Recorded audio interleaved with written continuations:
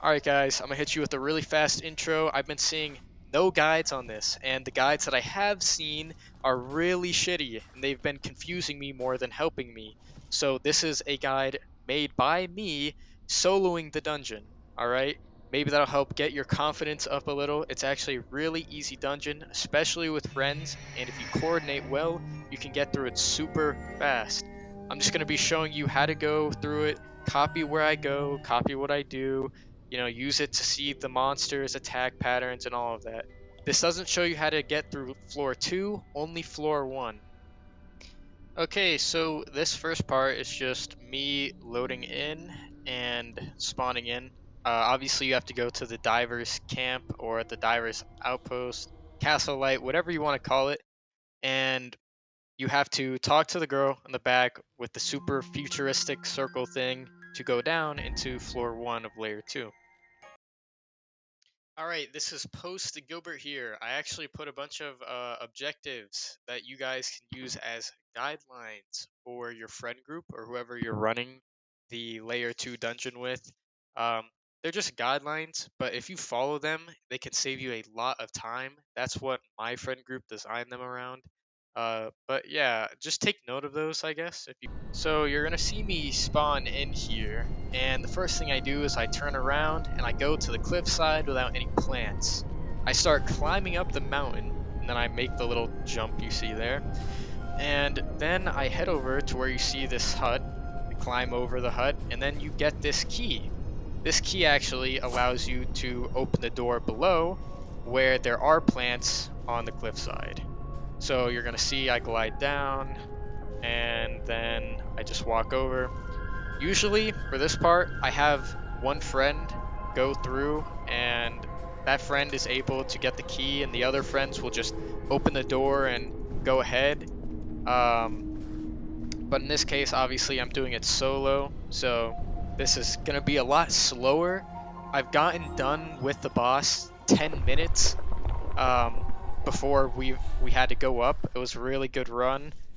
Usually I assign roles to my teammates. Uh, uh, someone's gonna resonate or use the spear. Someone's gonna go up and talk to the NPCs. Someone's gonna fight the boss, start the generator, etc.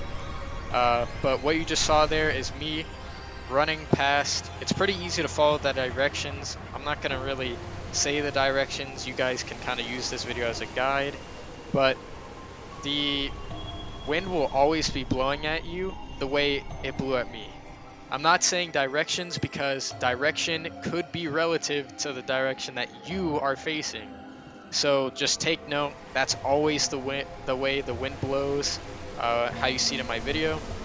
You can slide down the slope right here, and if you slide down it fast enough, you won't have to wait for the wind. It saves you a good amount of time.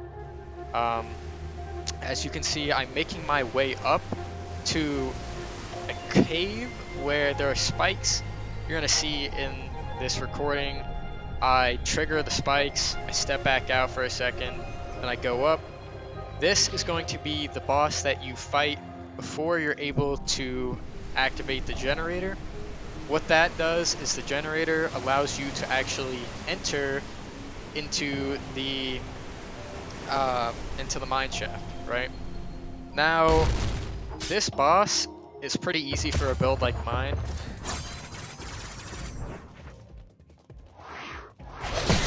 But the boss's attacks are also very readable. You should be able to do this with just 2 people, maybe 1 person, right? If they're pretty good, if they have a pretty solid build.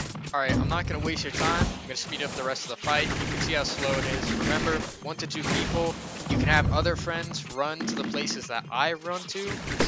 Think of them as like objectives, right? So kill the boss, start the generator. This is one of them. You probably want to assign 1 or 2 people in your friend group to do this. The rest of this footage right here, you're going to see is me climbing up. I have a high agility build, but you just go along the edge here, climb up. I actually stare down on it right there. You kind of see where to go. And you start the generator by pressing E. You can just fall down. There's a bounder that spawns here, so be fast. Just like get in, start it, get out. And then I'm also going to speed up the journey back. You already know how the wind blows. Okay, so you're gonna make a right here, and this is the way that the wind blows here. This is where you actually touch the lantern and it gets rid of all the parasites. The parasites are the white orbs, alright? That's not snow. That kills you. It will insta-kill you, okay? So you need to watch out for that. Also, if you're wondering why the fog isn't so thick, it might look thicker for you. That's because you actually will learn how to get a talent card that removes some of the fog for you. Right, I'm just gonna run by these. This was a stupid choice by me. Usually you'll kill them, but I just kind of wanted to get this done with as fast as possible.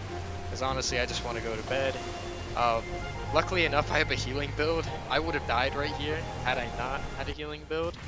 But pretty much you just want to fight the wind. And I'll speed this up for you real quick. And I'll show you where you should jump down.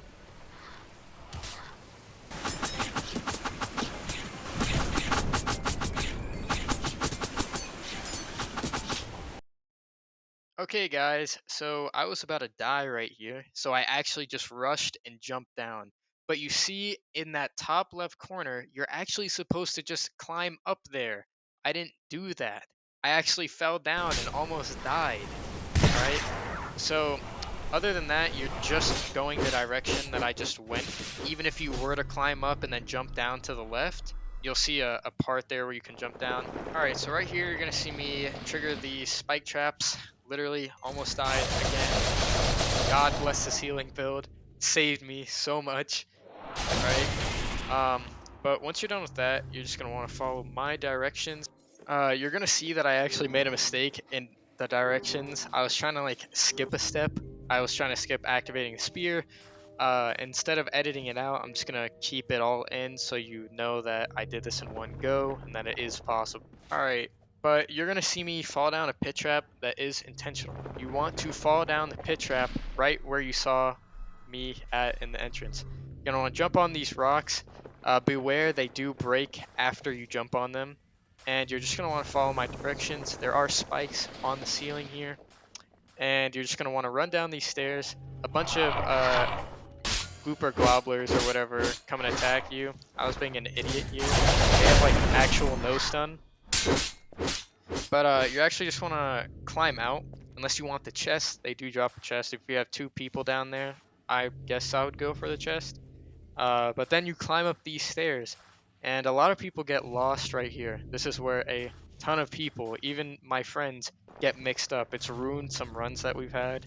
It cost us like actually up to 5 minutes trying to like find people. We have our runner who's supposed to do the gobbledopper run or whatever you call those things, the chompers. And let's see. So you just go up there. You saw where I went. All right, just follow those directions. This is a pitfall. You want to stick to the right side. The right side will not collapse under you. You should be able to just run across it, but maybe your character is like extra fat or something. You should recognize this is the same place that we were just at the top. You actually just climbed up a layer of that maze. And then you're just going to want to climb up here, turn around, and you're going to want to jump across that little edge or that segment right there. I almost forgot the button on this door. Yeah, so you do that. There's actually a lantern right behind the door. Right there. You should probably clear your parasites before going and fighting the boss. From what I can tell, if you're fighting the boss, you don't die to parasites. But I wouldn't risk it, honestly. You're going to want to just skip that guy and talk to the guy in the very back. This guy, he gives you the fog talent card. You'll see less fog if you talk to him. Then you're going to want to go talk to the guy sitting by the gate. And yeah, he's just going to open all of like the blue blocked off gates for you. Then you're going to want to jump back down. As you can see, I glide down here. And you're going to want to go back the way you came, right? And that's where you have to like jump up and climb up that little parasite thing. You're going to want to jump over that, right? The first way, the first time. And then you're going to want to go through this little cave entrance. Don't talk to that guy right there. He's going to strong left you off and kill you, alright? It's not cool. I talked to him. My friends told me not to. I made the same mistake. But yeah, this is the Doppelganger thing, the chase. Anyways, these things, just dodge all of them, right? And then keep running. It's the most boring part. And then all of this stuff falls under you. Don't be slow. You will literally just die. I mean, no pressure, guys, but no, actually, just don't choke. It's pretty easy not to get stuck under. You just run past all the big buff dudes and keep climbing. I'm not gonna keep saying keep climbing. You get the idea, dude. Just keep going.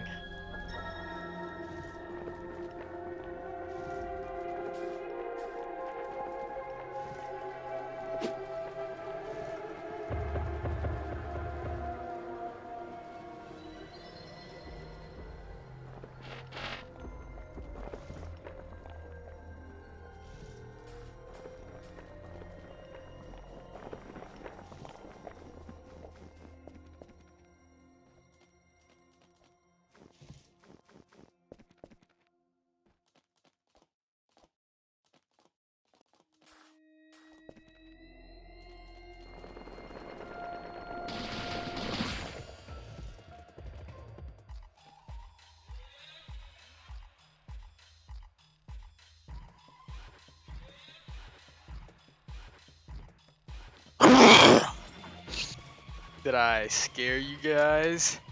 Anyways, what I was trying to actually tune in to say here is that you should probably have one person do this. If you go into the boss room to spawn the blood guy Chase, you don't need more than one person to do it. It actually teleports you to him. In this case, my case, you don't see that happen because I'm soloing him. I know, guys, I'm so cool. But I guess this is the part where I'll just be annoying and give you a bunch of tips and tricks, okay? But yeah, just take note, I guess. Also, if you were wondering, that was not my editing. This is actually just the shitty voice record online thing that I'm using. It just sped that up for no reason. But anyways, down to actual business. All of his attacks have unique sound cues like that. I recommend just dodging all of them. If you don't have ghosts, then what are you doing? Either way, they're all actually really slow. The biggest thing that I can mention, this boss might seem hard, but really, the goal is to not focus on attack, right? Getting his vessels or his containers for blood are not the most important thing. You just want to keep an eye on him. You'll see me doing that in this video. You're easily able to react and easily able to avoid a lot of his attacks if you just pay attention. Overall, this is way easier with a lot of people. From what I can tell, his HP doesn't scale with more people. It's just like, I don't know. He seemed like relatively the same difficulty soloing him and with like a group of people. Like his health did not change. I swear, bro. Unless it goes up by an insignificant amount. Either way. You just want to keep on paying attention to his attacks. I recommend staying moving because that one attack, the little fire eruption, that isn't so fun to try and parry. When you see spikes falling from the ceiling, stay in the outer circle. You'll see, probably notice the pattern.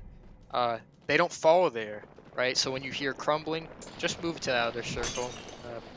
Super easy. You can see this. You can see me doing this right here. I'm almost done with the tips, honestly. I'll tune in whenever like a phase change happens or anything significant happens. But overall, you're just gonna want to keep on fighting him, not get hit by spikes like I did. So yeah, peace.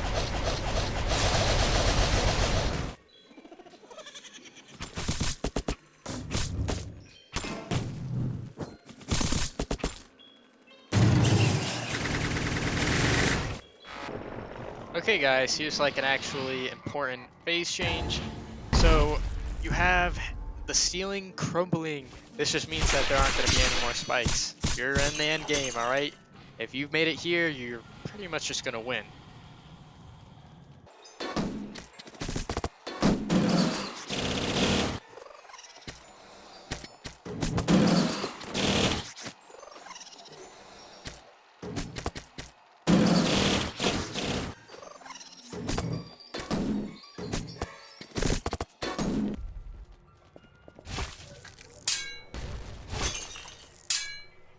Okay guys, another actually important phase change. So, this is the most annoying phase, but also kind of the easiest phase. He just starts floating and killing himself! Wow guys, I know some real amazing shit that come up here at Deepwoken Incorporated. Anyways, he can still attack you in this form. Just keep holding F. That's like the most important thing to note. He can't keep attacking you. Those two things. Hold F, he can keep attacking you. He'll just kill himself. Literally, just block. I got an obfuscation great sword thing, or Tyr's Cleave, or whatever you call it. Pretty good loot, generally. I think I've gotten 2 enchants off it so far. But yeah, that's it solo. As I said, this is not a floor 2. Floor 2 is a completely different story. They're like these Stone Knights. You probably need at least 3 people with pretty good builds to make it to the next layer. I'm having some lag issues with just on my side, or I don't know, maybe it's just because I use like a shitty laptop. I shoot the 10k ping whenever I try to do that. But yeah, that's pretty much the end of the video. Thank you guys for watching. I hope this like actually helped you. I know that this is a pretty long video, but at the same time, you could just watch this to a T and just copy it. Anyways, I appreciate you guys if you made it to the end. I know I could have definitely like cut a lot of parts out and probably left a lot of stuff out, but I wanted to be as in-depth with this as possible. Um, if you guys want to see a video of me and my friends running through it, please let me know. I can kind of give you an idea of how we assign positions and what we do. Honestly, not everyone survives. Only the builds with healing on it really survive. But yeah, thanks for watching.